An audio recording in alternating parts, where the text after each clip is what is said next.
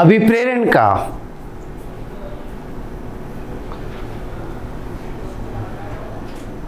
निर्देशन के अंदर अभिप्रेरण का क्या महत्व है, किस तरीके से अभिप्रेरण किया जाता है, इस संबंध में हम देखते हैं। निर्देशन के पहले तत्व में हमने देखा सुपरविजन, पर्यवेक्षण। दूसरा अभिप्रेरण।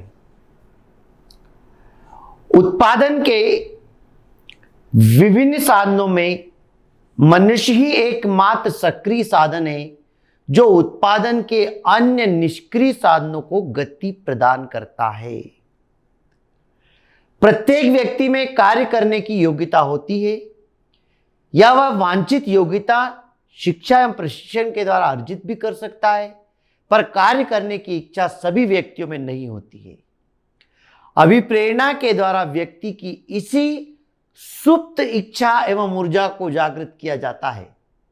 मात्र कार्य करने की इच्छा जागृत करना ही महत्वपूर्ण नहीं है, अपितु इस जागृत की गई इच्छा को बनाए रखना भी अत्यंत आवश्यक है।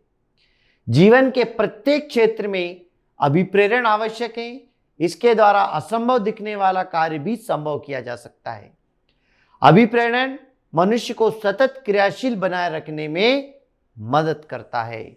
इसे प्रबंध का हृदय भी कहा गया है। अभिप्रेरण उत्पादन के जितने साधनों में बताया गया है कि मनुष्य एक ऐसा साधन है जो सजीव है और उत्पादन के अन्य साधनों को अपने अनुसार प्रयोग में लाता है। हर व्यक्ति के अंदर काम करने की अपनी एक कला है और वो काम को कर सकता है या ट्रेनिंग प्रशिक्षण के माध्यम से काम को सीख करके अपना विकास कर सकता है।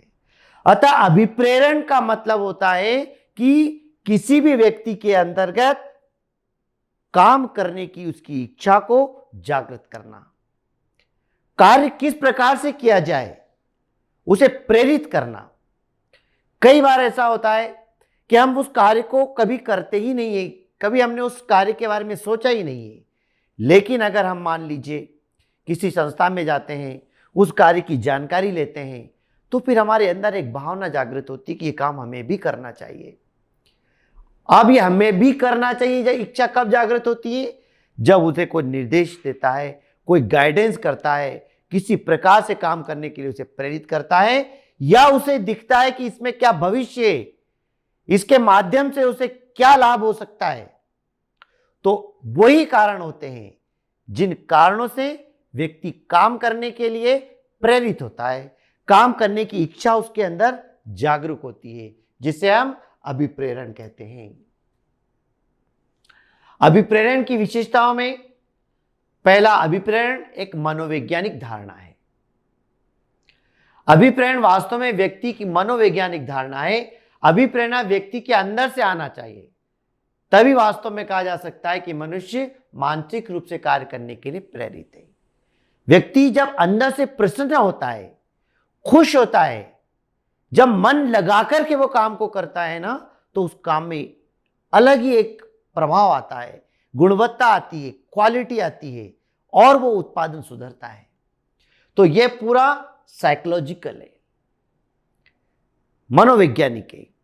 अंदर से प्रसन्न चित्त व्यक्ति जब कोई काम को करता है तो बहुत अच्छे तरीके से वो कार्य को संपन्न किया जाता है।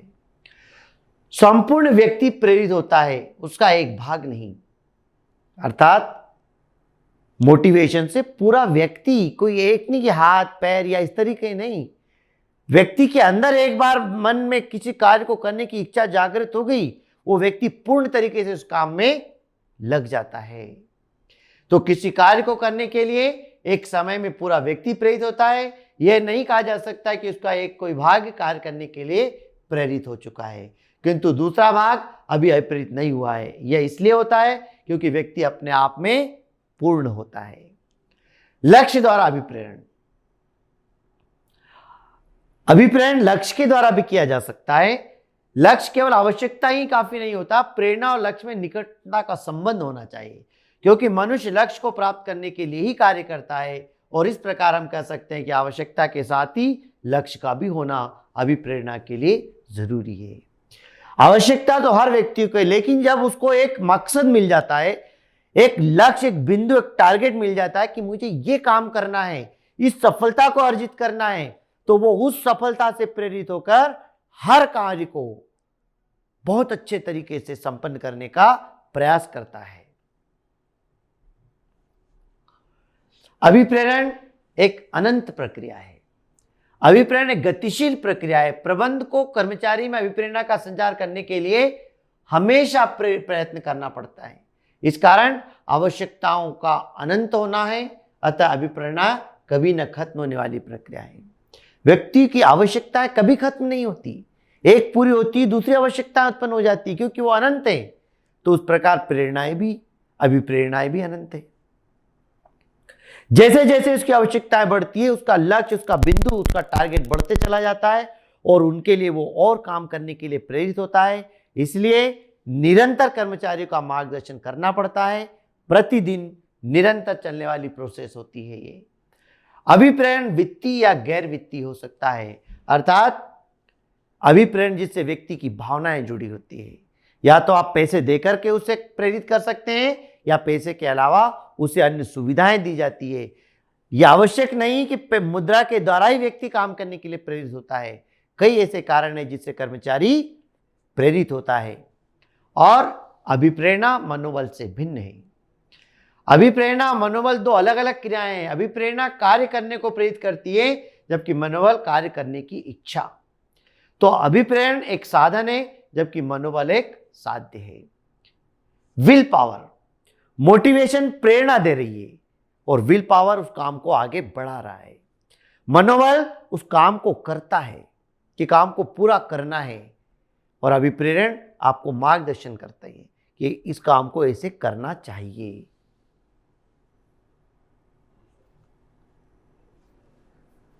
अभिप्रेरण की आवश्यकता क्यों होती है? अभिप्रेरण से कार्यकुशलता एवं उत्पादकता में वृद्धि होती है। जब व्यक्ति मोटिवेट होता है, उसमें अंदर काम करने की प्रेरणा जागृत होती है, तो जो कार्य करने की इफिशियंसी है वो बढ़ जाती है। अभिप्रेरणा कर्मचारियों को नव प्रवर्तन का विरोध करने एवं उत्पादन को कम करने से रोकती है। मतलब नव प्रवर्तन का विरोध करने का मतलब नई नई टेक्नोलॉजी को जो अपनाते हैं, उस नई टेक्नोलॉजी के प्रयोग करने से कई कर्मचारी विरोध करते हैं। लेकिन अभिप्रेरणा नव प्रवर्तन का विरोध नहीं करती, बल्कि नई नई टेक्नोलॉजी को यूज करने के लिए और प्रेरित करती है कि अगर नए मशीनों से, नई तकनीकों से जब आप काम करेंगे तो आपके कार्य में क्या सुधार होगा, किस प्रकार प्रगति होगी। इस तरीके से व्यक्ति और काम करने के लिए प्रेरित होता है। अभिप्रेरणा से कर्मचारी आनंद पूर्वक कार्य करते हैं। खुशी, प्रसन्न का माहौल रहता है। चारों तरफ वातावरण पूरा प्रसन्नचित्त रहता है। किसी के प्रति कोई मतभेद, कोई मनमुटाव नहीं रहता। शांतिपूर्ण वातावरण रहता है। और जब अभिप्रेरण होता है, आपसी सहयोग रहते हैं, तो कर्मचारियों को जो भी मार्गदर्शन किया जाता है वो जल्दी उसको ग्रहण कर लेते हैं। सहयोग की भावना उनके अंदर अपने आप उत्पन्न होने लगती है। इस आधार पर अंत में हम कह सकते हैं कि अभिप्रेरण की आवश्यकता निम्न बिंदुओं से समझी जा सकती है। अभिप्रेरण क्यों जरूरी है? संस्था द्वारा लक्ष्य की प्राप्ति के लिए। संस्था अगर अपने लक्ष्य को प्राप्त करना चाहती है तो कर्मचारियों का मनोबल बढ़ाए, और कर्मचारी का मनोबल वृद्धि करने के लिए अभिप्रेरणा जरूरी है। विल पावर उनका बढ़ाएं, इच्छा शक्ति बढ़ाएं, और कर्मचारियों को कार्य संतुष्टि का बोध कराने में अभिप्रेरणा आवश्यक है। संतुष्टि का बोध कराने का मतलब ऐसा होता है उन्हें ज्ञान करवाना, उस चीज की जानकारी देना कि इसको करने से आपको क्या फायदा होगा। जब तक आप उसके लाभ नहीं बताएंगे वो व्यक्ति अभिप्रेरित नहीं होगा। और उद्यम की कार्यक्षमता में वृद्धि के लिए अभिप्रेरणा आवश्यक है। उद्योग की कार्यक्षमता को बनाए रखना हो तो निरंतर मोटिवेशन जरूरी होता है, और कार्य करने की क्षमता को, कार्य करने की इच्छा में परिवर्तन करने के लिए अभिप्रेरण की आवश्यकता होती है। अर्थात कार्य करने की क्षमता, व्यक्ति में क्षमता है, कैपेसिटी है, वो काम कर सकता है, पर उसकी इच्छा नहीं है। मन लगाकर काम ही नहीं कर रहा है, तो क्यों नहीं कर रहा है? इस बात की जानकारी देकर उसे अभिप्रेरित किया जाता है ताकि वो काम पूरा कर सके।